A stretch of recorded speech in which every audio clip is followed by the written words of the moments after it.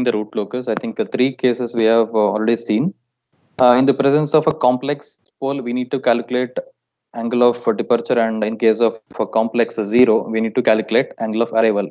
Please make a note, it is not only complex pole and complex zero. If they are on the j omega also, we need to calculate these things, phi a and phi d. Okay, in the theory it says complex pole and complex zero. Even if they are on the j omega axis, this angle of arrival and departure has to be calculated. Today we shall see some special cases where it justifies root locus is also conveying some information regarding relative stability of the system. Along with the absolute stability, relative stability parameters such as settling time, rise time, peak time, etc. Those information also available from the root locus that we shall see from a few examples here today.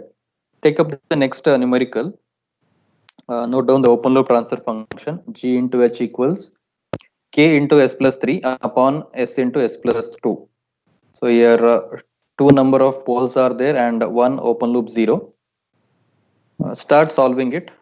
There is an additional part also, that is something special. Find the damping ratio zeta and the value of k for maximum oscillatory response. You can start solving the first half of the question. Plotting the root locus is anyway same. Second half I'll give the information later.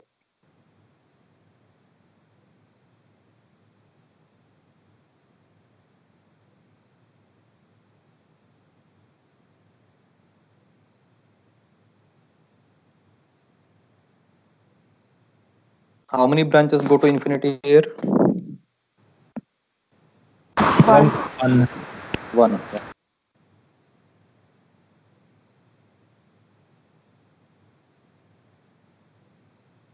So mark the initial location of poles and zeros.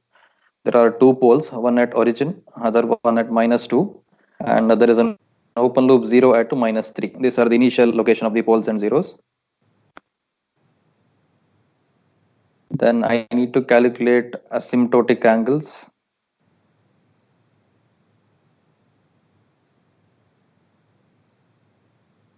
Theta is 180 and centroid is 1. Okay, centroid is 1.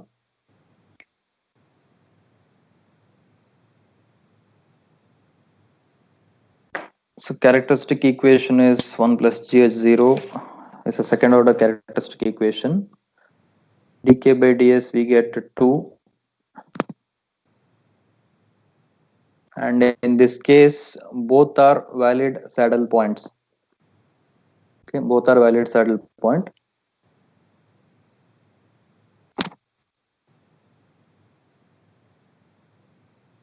And there is one new term here, break-in point. So break-in point and breakaway point both are saddle points only. The only difference is that if the roots are coming from the coordinate and meeting at one point, then if they move along the real axis, then it's called break-in. If they are meeting in the real axis, then if they diverge, like the previous three cases we have seen earlier, in such case it is called breakaway point. Both break-in and breakaway are called saddle point only. So in this particular case, both are valid. You can check those segments. To the right of it, there will be odd number of poles and zeros. Substitute those values and you get k equal to 0.53 and k equal to 0.76. Any doubts so far?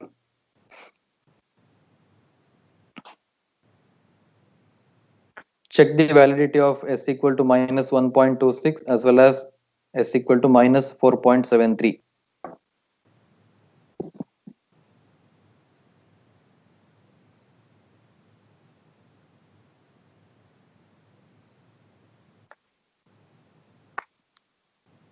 So how is minus 4.73 a part of the root locus? Okay.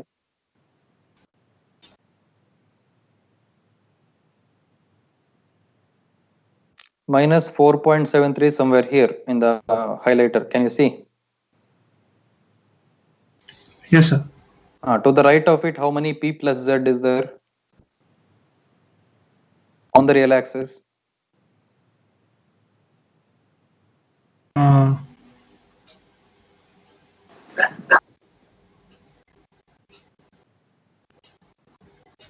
So there are two, no, sir? 3. Two number of poles plus one number of zero. P plus z is 3. Oh, yes, sir. Yes.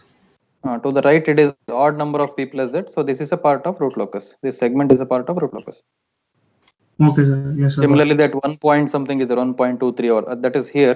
To the right of it, only 1 p plus z. So it's a part Yes. of root locus. Yes. So both are valid break in and break away. And substitute that value, you get k equal to 0.53 and k equals 7.46.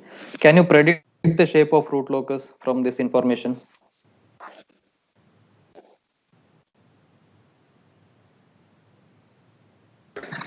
Sir, won't we need the centroid first? Centroid? Minus 1.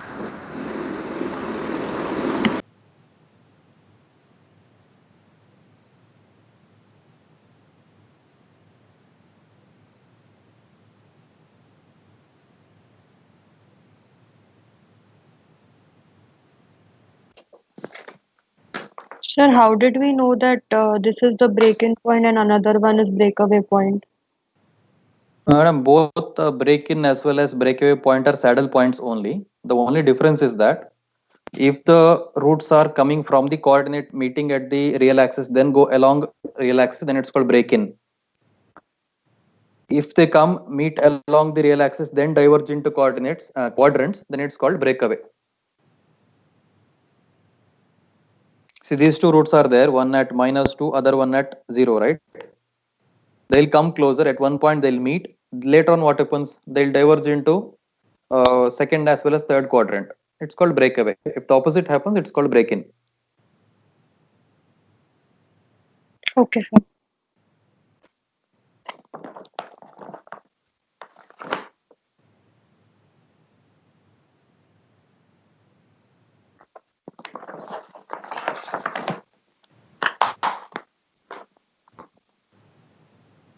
Someone please calculate what is the centroid here. Minus 1. Minus 1. 1. Okay, I forgot to mention it there.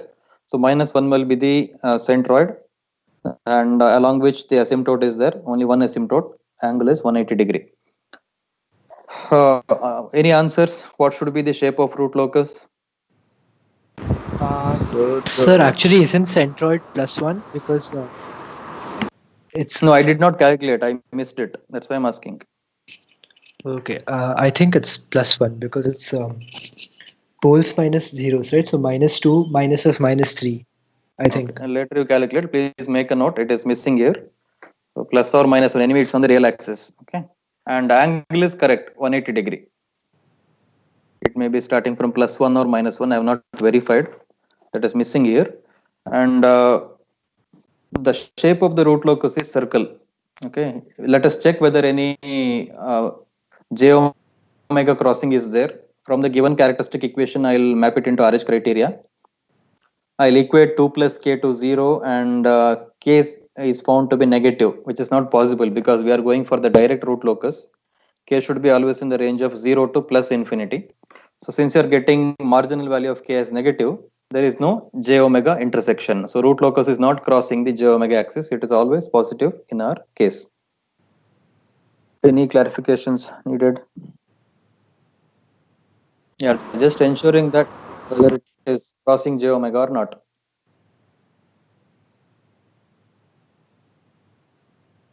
So we could have found that from the graph also, right? If we take the centroid and the angle of the asymptote and see in which direction it extends, we can see whether it crosses the j omega axis or not. We can. Mathematically, you are proving that's it. Oh, okay. Justification mathematically. That's it. Okay, since k marginal value is negative, so j omega crossing won't happen. So this should be the root locus shape. The one that is starting from -2 as well as 0, they are meeting at breakaway point, which is -1.26, when the value of k is 0.53. One of them goes up, other one comes down. Again, both will meet at a break-in point, which is s equals -4.7 when the value of k is 7.46. One of them goes and terminates at the open loop 0. The other one goes to infinity along asymptote. This should be the final shape of the root locus. So overall, for whatever value of k, system will be stable. Sir, can you show the slide where breakaway points are calculated?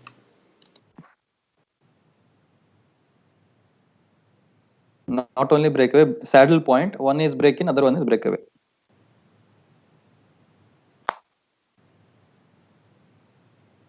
So how do we infer which one is which? How do we? How do we infer which one is break-in and which one is breakaway? That's what. If the roots are coming from the quadrants meeting and then if they move along the real axis, it is break-in. On the real axis, if they meet and then diverge, it is breakaway. Okay, sir.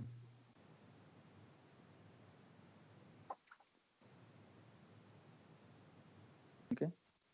So that's regarding the plotting of the root locus. Next, the question is, for you are asked to find out the value of zeta, damping ratio, which causes maximum oscillatory response. So you have already studied in the time response analysis. If zeta value is less, will it result in more oscillation or less oscillation? Less oscillation. Zeta value less? Zeta value less than more oscillations. More sustained oscillations. oscillations. Okay. What do you call when zeta equals to 1? That's such a response? Or that value of zeta when zeta is 1? Critical zeta, right? Critical damping ratio is when zeta equals to 1. Yes or no?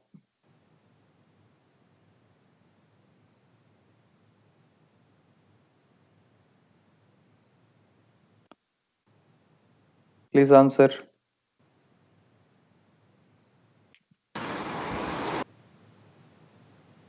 Yes. Yes. Okay. If it is still confusing, I'll explain it some other way. Let me check. Okay.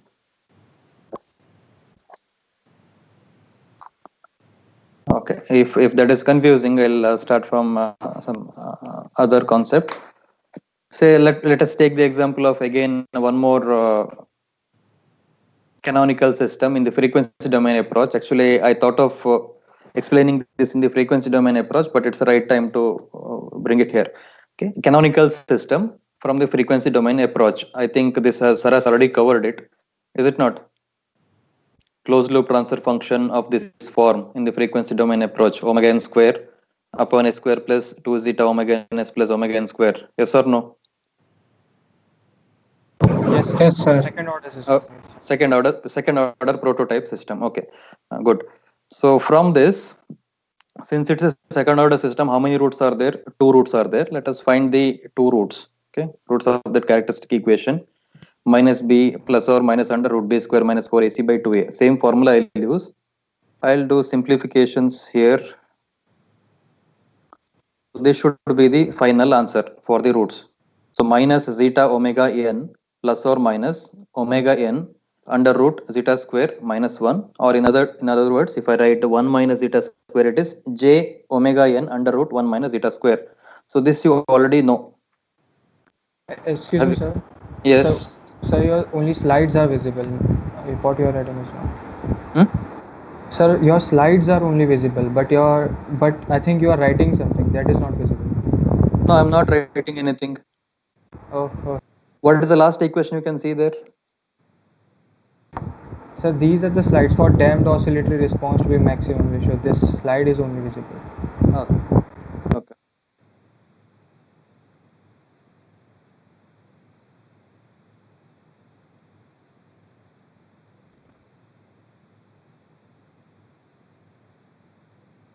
Yeah, now what is visible?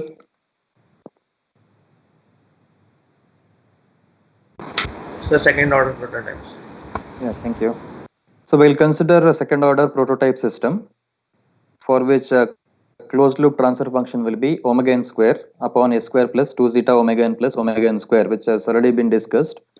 For that system, characteristic equation is this one, a square plus 2 zeta omega n s plus omega n square. So since second order system, we'll find out both the roots using formula.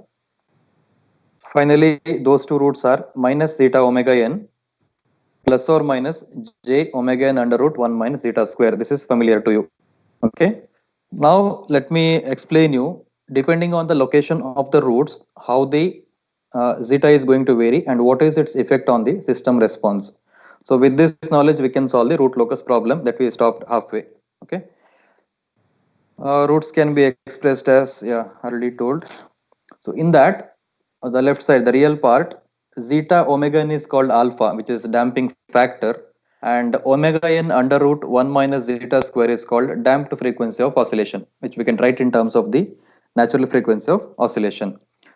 So alpha is the damping constant or damping factor, and omega n is undamped natural frequency, and w omega d is the damped frequency of oscillation. In a strict sense, omega d is not a frequency at all. It is not periodic in the sense, it is not periodic, but it is mathematically we can map it, which is going to decay over time. That's why it is damped frequency of oscillation. We can write it in terms of the natural frequency of oscillation, and zeta is the damping ratio that we were discussing. Any doubts so far? Second order characteristic equation I have taken. From that I have written the formula for the roots. Two roots I am going to locate on the S plane later. So far, any doubts? No, sir. Yeah. Critical damping occurs at zeta equal to 1. Since we know that alpha is zeta omega n, critical damping occurs at zeta equal to 1. From this relation, we can write the definition of zeta. Okay, it's actual damping factor alpha upon damping factor at critical damping, because on the denominator, if zeta equal to 1, we just have omega n there. So this damping ratio is a dimensionless quantity.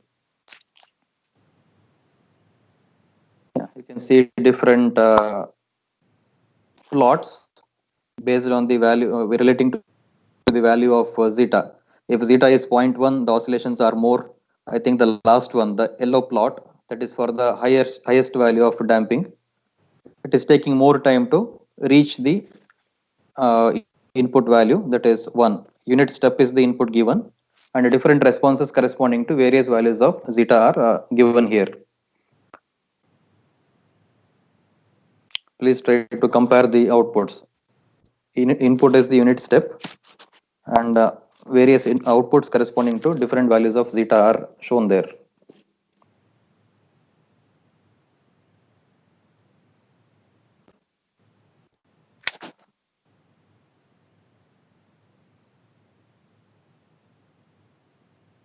Okay. Now, case by case, we'll see. Two roots are there. Roots are minus zeta omega n plus or minus j omega n under root 1 minus zeta square. What if zeta is 0? You substitute zeta equal to 0 in the formula for two roots, and that will get two roots are purely imaginary and they are located on the j omega axis, and system oscillates with the frequency of omega n, or it is oscillating at its undamped natural frequency. This is the real meaning of that undamped natural frequency. It will be a pure sinusoidal oscillation output we are getting for the system. Are you able to visualize?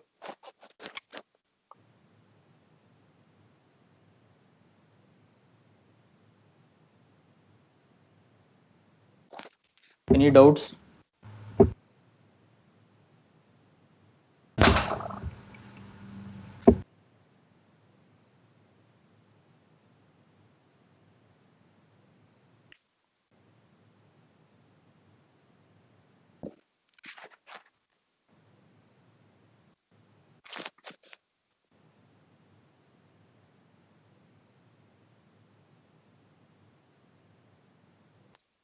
Okay, for a critical case, when zeta equal to 1,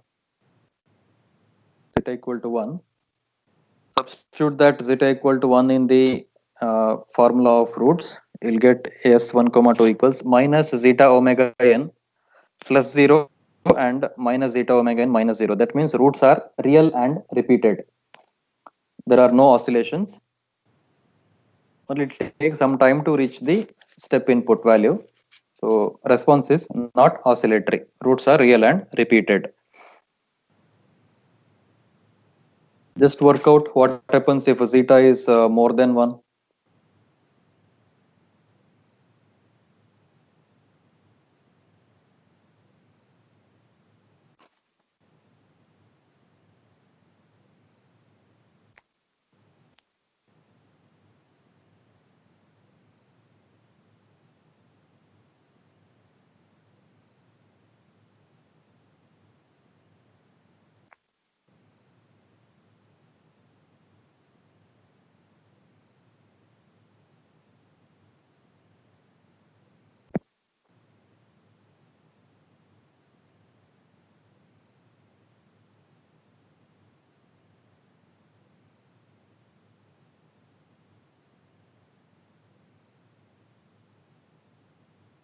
What will be the nature of roots if zeta is more than 1?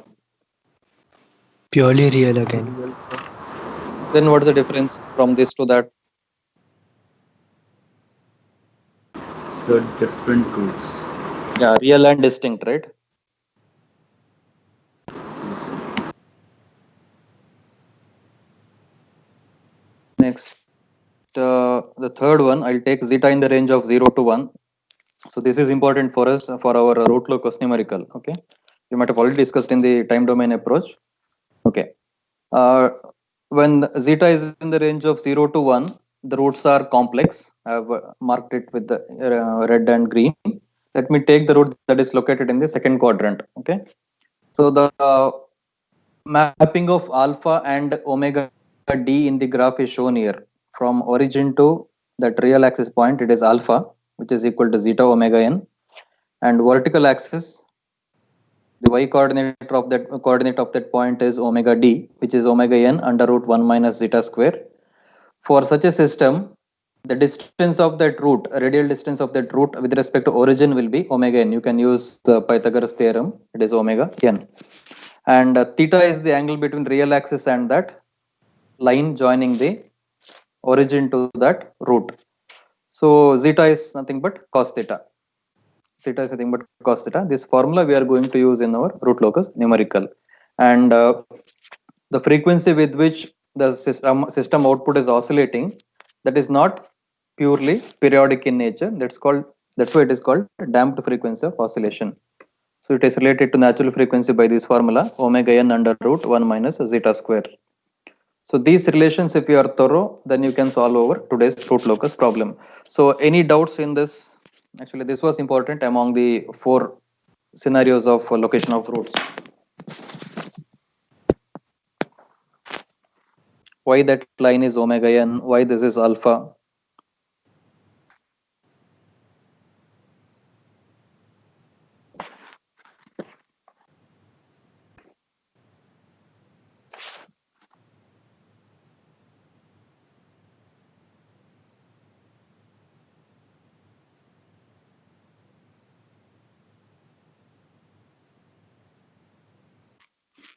Okay.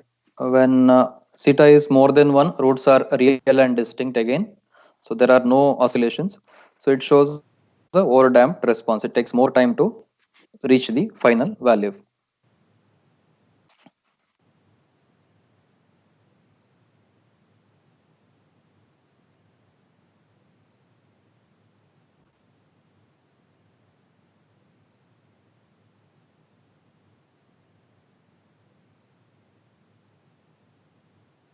Okay.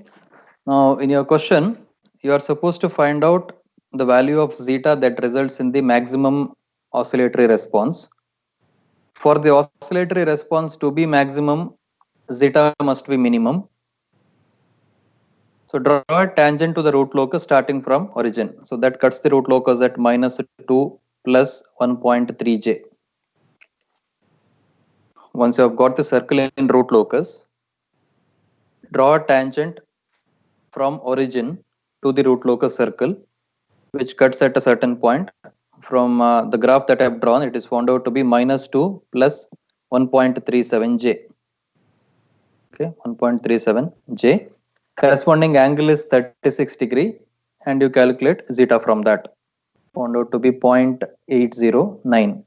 Then use magnitude criteria at this point s equal to minus 2 plus 1.37 j, and corresponding k value is 1.9641.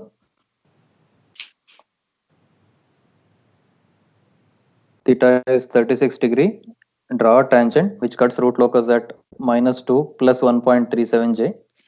Use magnitude criteria to find the value of k. So at this value of k, root is here and zeta value is minimum. So that completes the solution. Sir, Yes. since we are drawing the curve of the locus over here by freehand, we don't have any of the. No, not freehand. You are supposed to use the compass also. If you remember in the very beginning class, I told protractor as well as compass should be there.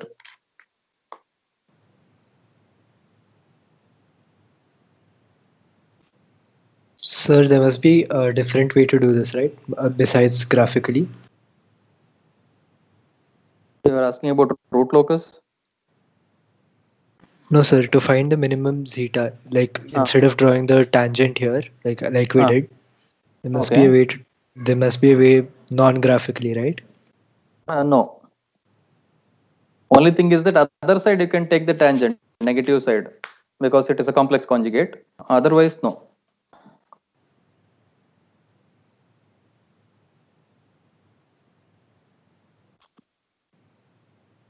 Excuse me, sir.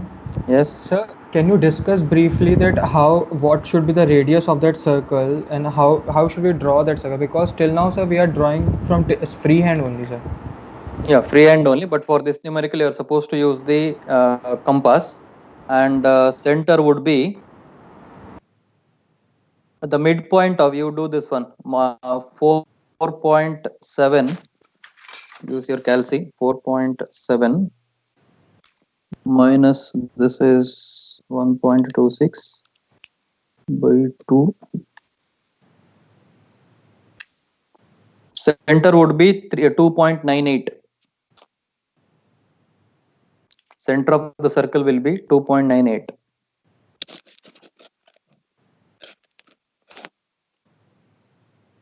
So it should be the midpoint of 4.7 and 1.26.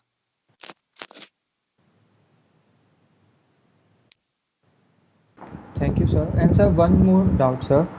Sir, since we are plotting a second order equation, second order open loop transfer function, that's why we are able to find the this damping ratio, right? Yes. But if the GHHS is something like of third order and fourth order, then there is no such thing like damping ratio. Damping ratio is there. Damping ratio exists for all the system. We have studied only for second order. Okay. And sir, this method will apply to all the order of the system? Yes. Any order. Okay, sir. Thank you, sir. Sir, will the tangent always pass through the origin? You have to draw it from origin only, yes, because you are supposed to measure that angle theta. Theta is the angle made by line joined to root from the origin. But sir, it need not always be a tangent, right? Here the question is minimum zeta and maximum oscillatory response. That's why tangent. Okay, sir. Sir, could you repeat again how we decide which root goes to the zero and which root goes to infinity? That we cannot decide in the manual plotting. If you are simulating using MATLAB, then it shows two different segments with different color.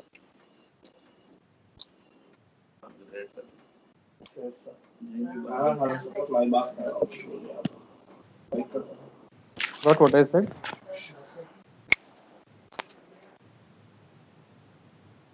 Hello? So then the break-in point would go to the zero and the breakaway point would go to infinity. Is that it? No. Break-in point remains same. Your question was See here, you can look at the highlighter point. The one that goes from the upper side, it comes to break-in point. The one from lower also comes to the break-in point. We at one point at minus 4.7, we have two roots joining.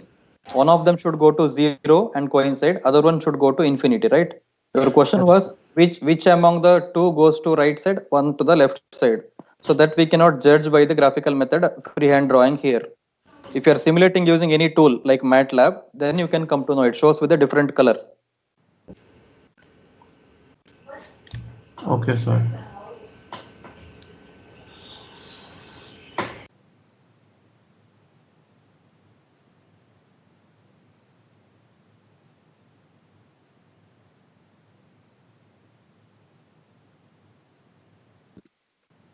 Now do the next question.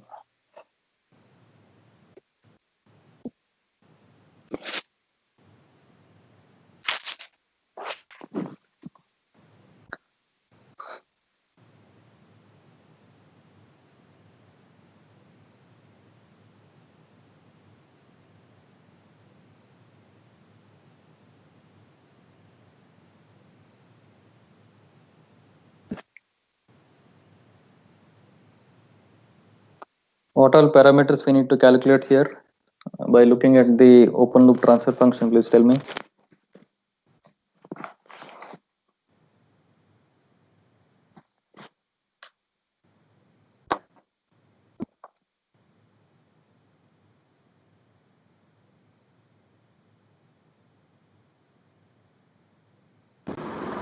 Angle of arrival, angle of departures.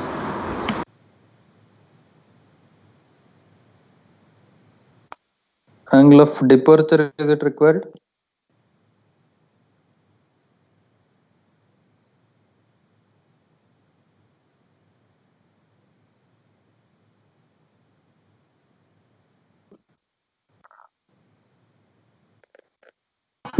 Angle of No, arrival. sir. Angle of arrival. Two roots are on the j omega axis. So along with the complex poles and zeros, imaginary also should be dealt the same way. So two zeros on the imaginary axis for which we need to calculate angle of arrival, and poles are real only. Yeah, one is at 0, other one at -2. These are the location of poles and zeros. How many branches go to infinity? 0, sir. 0, because two poles and two zeros.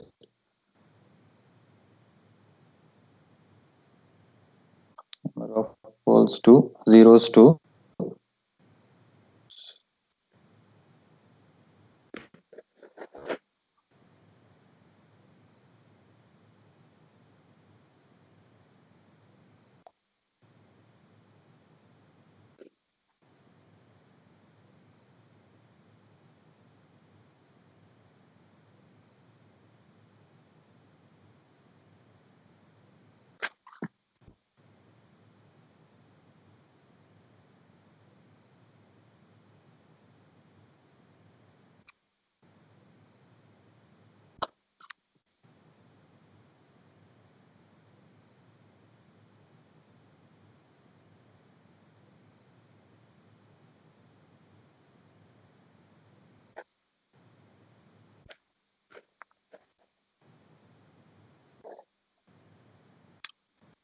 So which among the two is valid saddle point?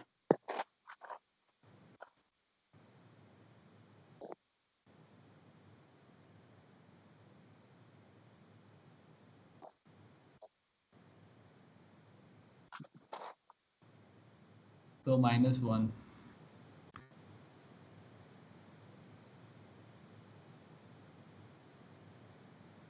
And the corresponding value of k is 0.25.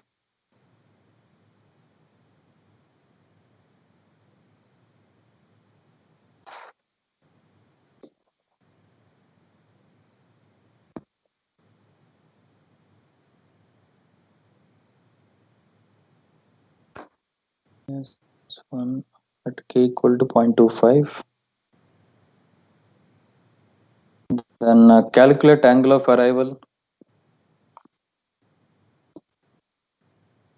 For this, arrangement of poles and zeros, considering the zero that is located on the positive y-axis, this zero, calculate the angle of arrival.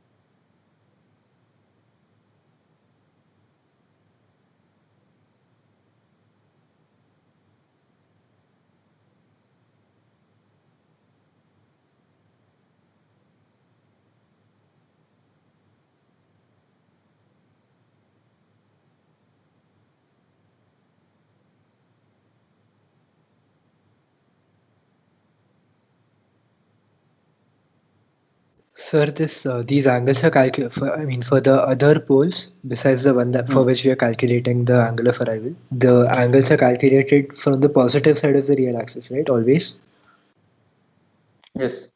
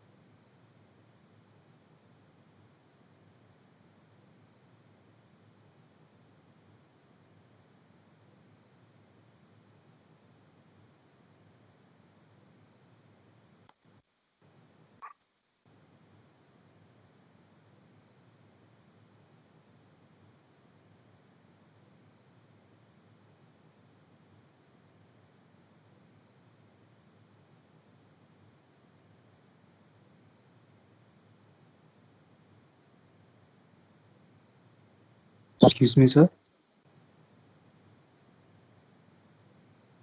Sir. Yeah, tell me. So won't we calculate the centroid here?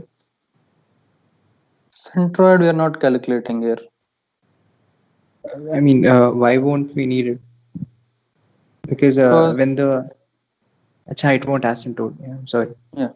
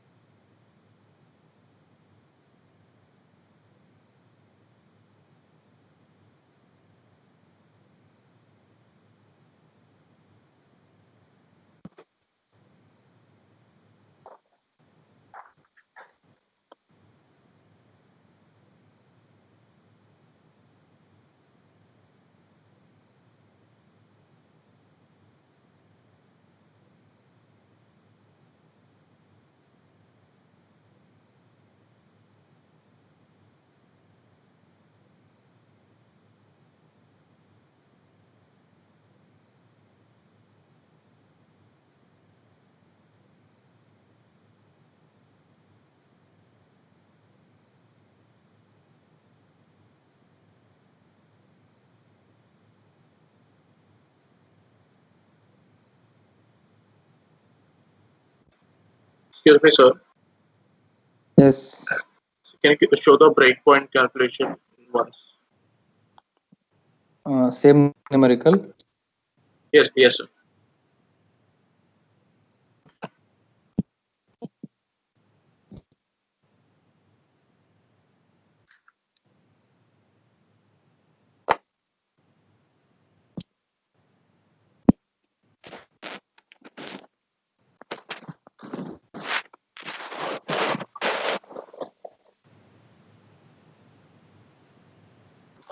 Okay, sir.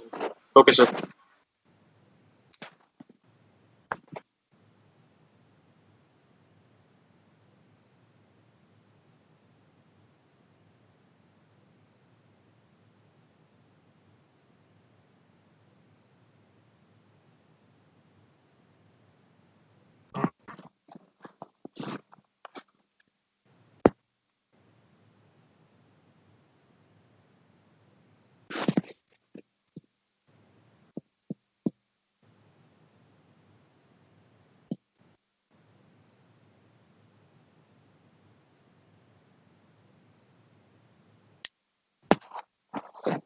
Anyone with the answer? Phi A, angle of arrival.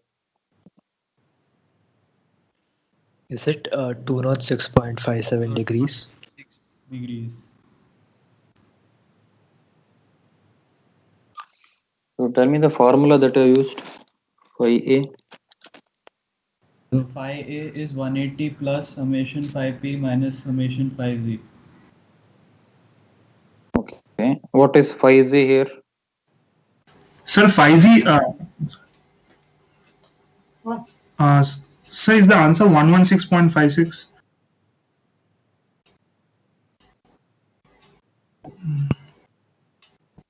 Sir, phi C is 26.57 and 90 for each of the poles.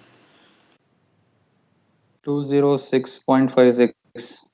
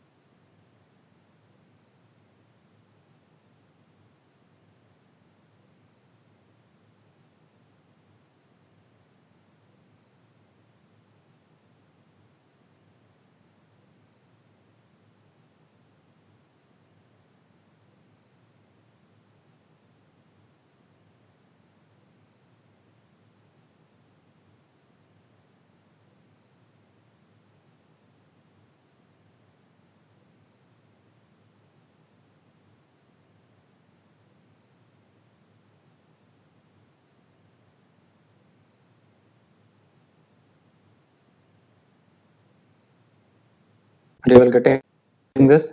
206.56. Yes, sir. Yes. Yeah, this should be the graph. Measured from positive axis, 206.56. The graph should terminate at open loop zeros at an angle 206.56.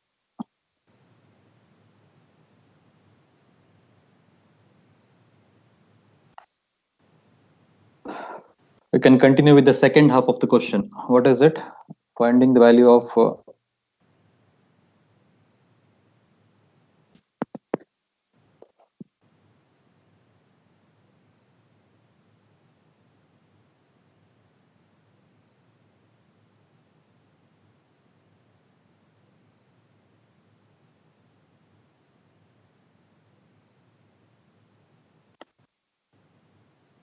value of K when damping ratio is 0.707. How to do this?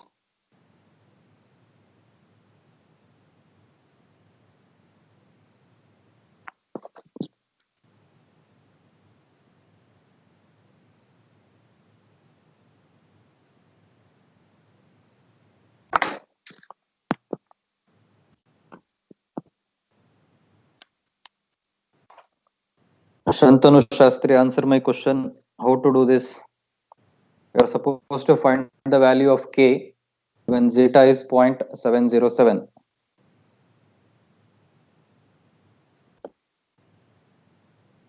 Hello. Hello? Yes, sir. I'm not sure about it. Okay. Anyone else? Shruti?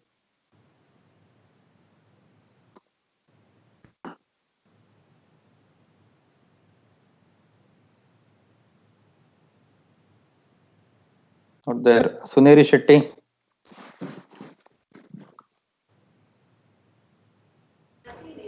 Sir? Yes. Sir, do we take the cos inverse of 0.707, then plot that, find the breakaway point, and then find the K for that particular breakaway point? Half of what you said is correct. Sir, So zeta value cos value is theta. given. Yes, So cos cos inverse theta. theta we will use. Find the value of theta. Yes, Then sir. you should draw a line that cuts the root locus at some point. Later part, what you told is wrong. You told saddle point. It is not saddle point. Just to find out the point where it is cutting the root locus. use angle this magnitude criteria. Okay.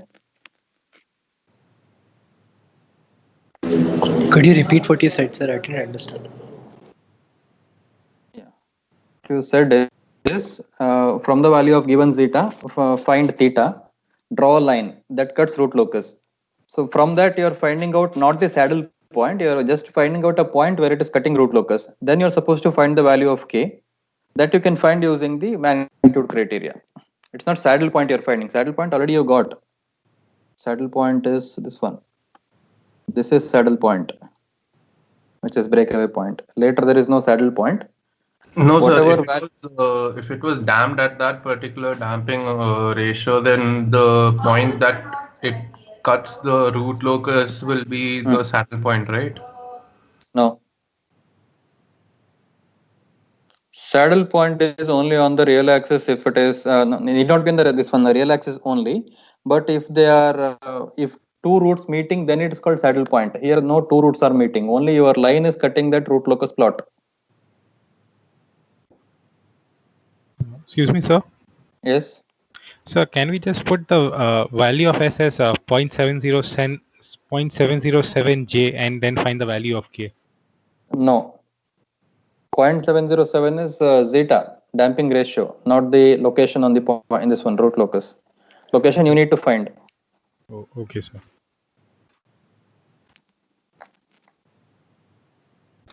The angle is 45 degree.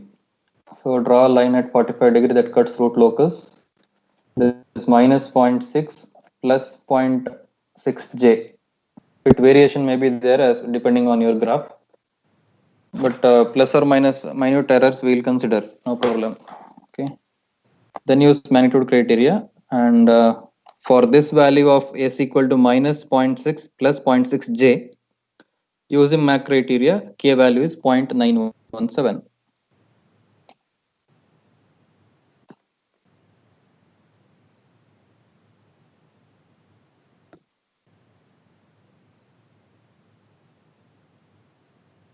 Excuse me, sir. Yes. So how we will draw that curve very precisely? Like the angle of arrival should be 206.5, and we don't know at what angle the curve is originating from the saddle point. So how we will precisely make that curve? That is not precise. In the manual root locus plot, precisely we cannot. This is the only precision we can get. So, sir, the value of point that will cut the root locus will vary. We got precision in terms of angle of arrival. We just did not join that line into zeros there. We found what is angle of arrival. That nature of curve we cannot define just like that in the manual plot. That is the limitation of your this manual method of plotting root locus. So doesn't that mean that if our plot is different from what the simulation gives us, then our damped oscillations and thus values of K will also be different? Yeah, it will vary by a bit.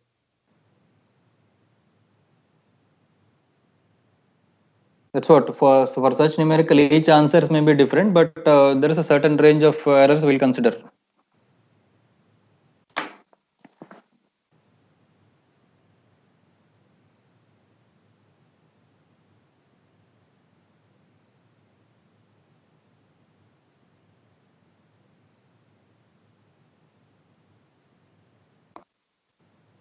Any other questions?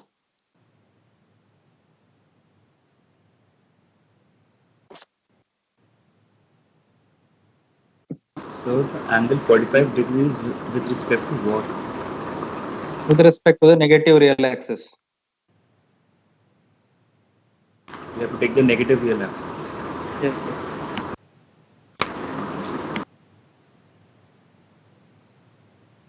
It has come from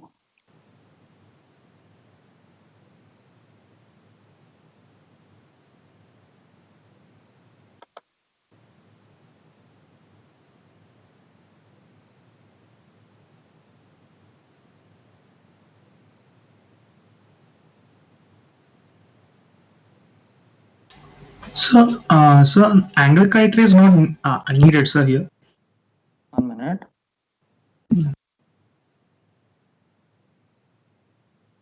The answer to the previous question, theta is the angle with respect to negative real axis from this arrangement of poles and zeros.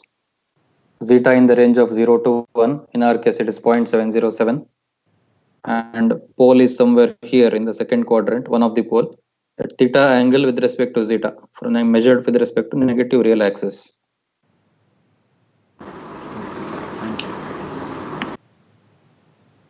Sir, then can't we find, if we have zeta, can't we find the roots, can't we find the values of S and then find the values of K?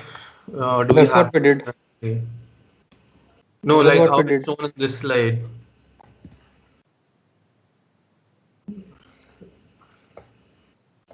Mathematically.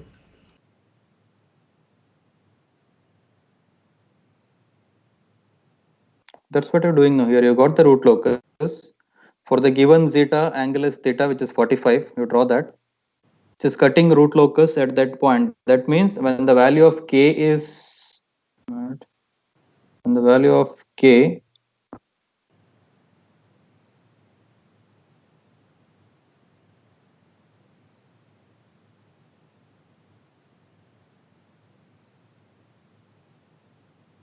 when the value of k is 0.917,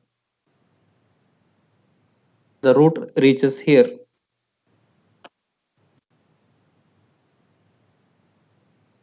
The point where I am highlighting right now, one of the root reaches here, other one anyway opposite, mirror image.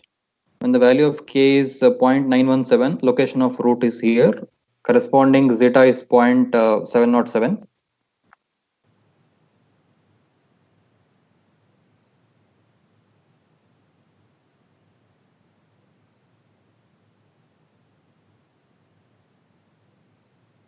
Okay, sir, I think I get it. Yeah.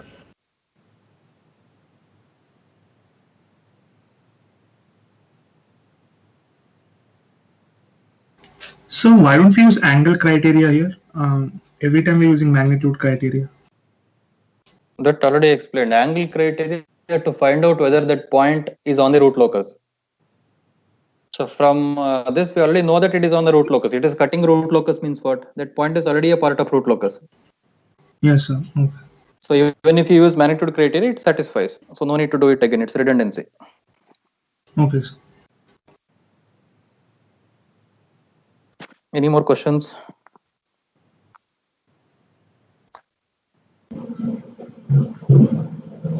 Okay.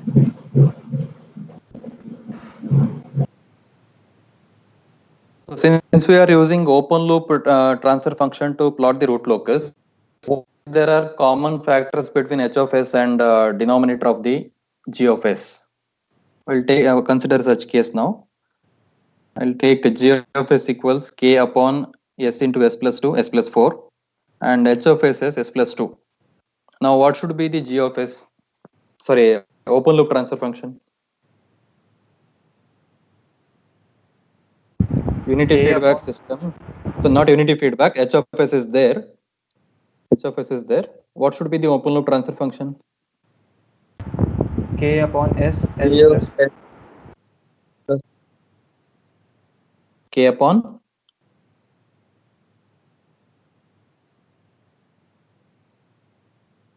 Murali Krishna, K upon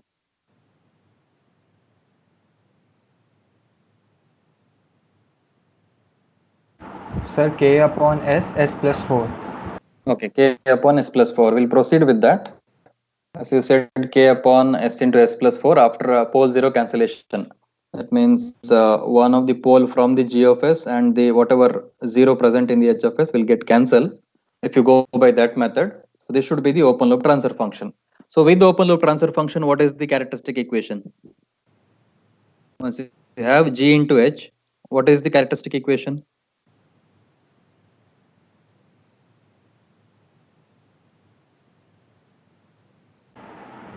S square plus 4S plus K. Yeah, S square plus 4S plus K. And the order of that equation is 2, right? Some mistake we are doing here, or the interpretation, that is nothing but closed loop transfer function definition we know g upon 1 plus gh, right? G upon 1 plus gh. If I go by that convention, I am getting a third order equation. That means I am missing out something if there are pole zero cancellation happening. So there are 3 poles present precisely to be exactly. By pole zero cancellation, we lost detail about one of the pole.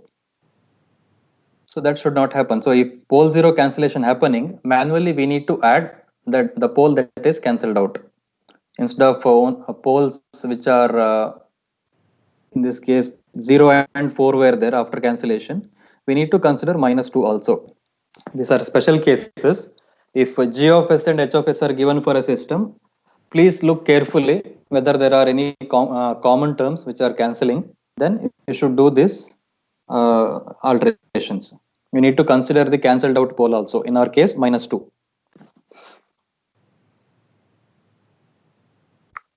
It's actually a third order system. Because of pole zero cancellation, it is found that it is having order of 2, which is not true actually.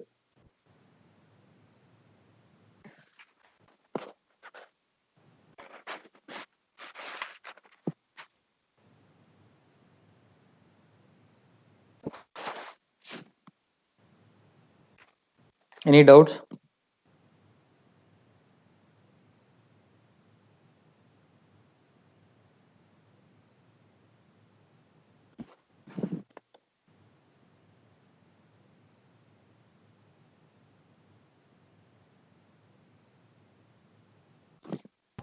Excuse me, sir. Yes.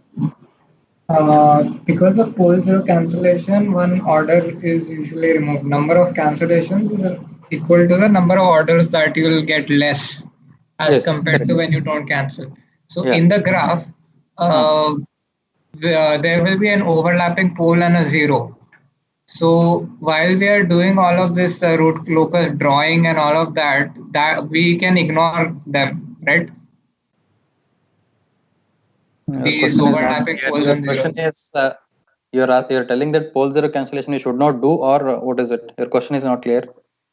My question is, sir, that here, for example, in this question, the -2 point is going to have both a zero and a pole. Yes. So when we are actually drawing the locus and considering angle of arrival, departure, all of these things, are we supposed to consider the pole and the zero at -2? Or Yes, can we ignore that? No, we need to consider. That's why you are not ignoring. Since its order is 3, we need to reinstall them. That's it. Okay, thank you, sir. Whatever is cancelled out, we need to take it into account later. Here -2 in our case. Thank you, sir. Sir, is today's portion included in the the quiz? Today's portion in the sense? Like, sir, the portion which you are teaching right now. No, special cases with the values of zeta and all not there. Okay. Till last week's.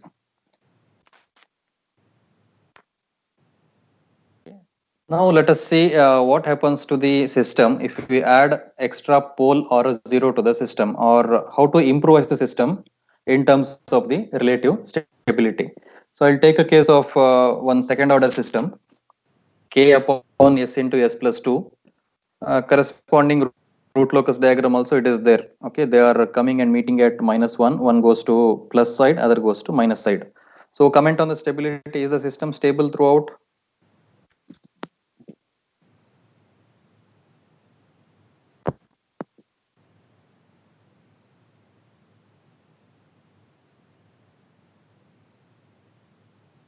Open yes, sir, it's stable.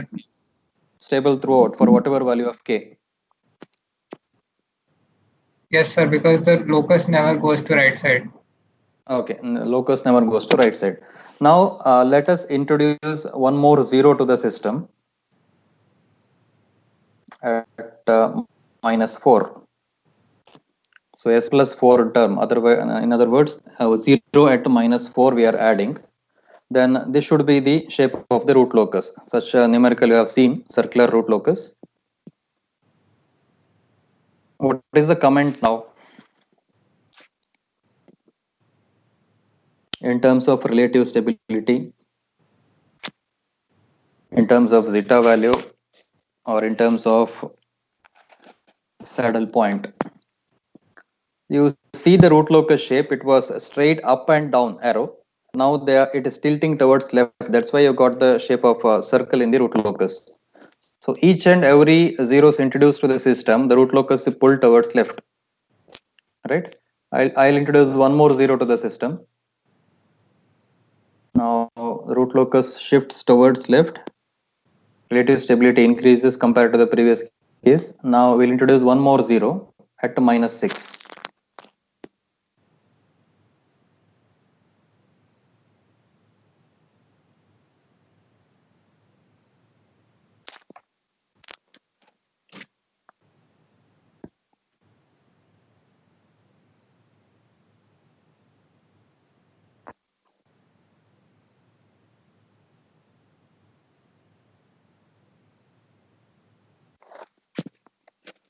So breakaway point, the dotted line is the previous case. When it comes to the present case, breakaway point itself is shifted to left. Whole graph is shifted to left. So as it moves along the real axis to the left side, stability increases. So introduction of zeros to the existing system improvises the relative stability of the system. Any questions? So in this case, is the root locus complete? Which case? So this one. Third one. Yes. So I think I need to. I think I need to change the graph. Can you find any error in the graph? Yes. So it should go some. So the break-in point should also be there between -4 and -6 and one. -4 and -6. Right now I found out. I'll change the. I'll change the figure. Okay. That the graph is having error. I'll change that graph later. What you said is right. The break-in point should be between -6 and -4. Okay. That plot needs to be changed. I'll do that later.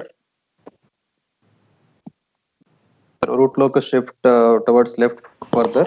But sir, between -4 and -6, there is no root locus, right? Because there are an even number of z plus p to the right. No.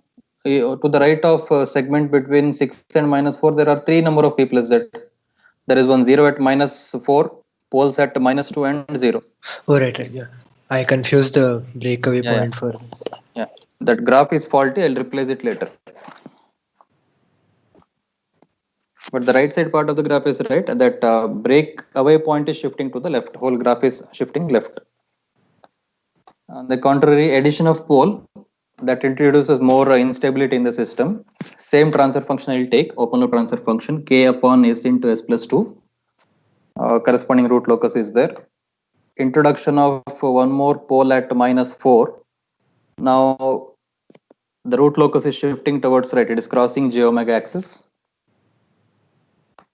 And if one more pole is introduced at -6, then the root locus or the breakaway point between 0 and -1, that is shifting to the right. That means it is moving towards instability more and more. So that's the end of root locus chapter. Any questions? So when we say that we are increasing the relative stability of the system of GSH, we mean to say that we are decreasing the overshoot and we are decreasing the transient settling time. That only. Everything will be affected. Everything will be affected. Your assignment is from 440 to 515. So that includes the posting, this compensation for your posting delays or whatever. Please avoid late turn-ins. It is not allowed. It closes by 5:15. So 35 minutes is the allotted time. Try to complete within that. So starting time 4:40. It closes at 5:15.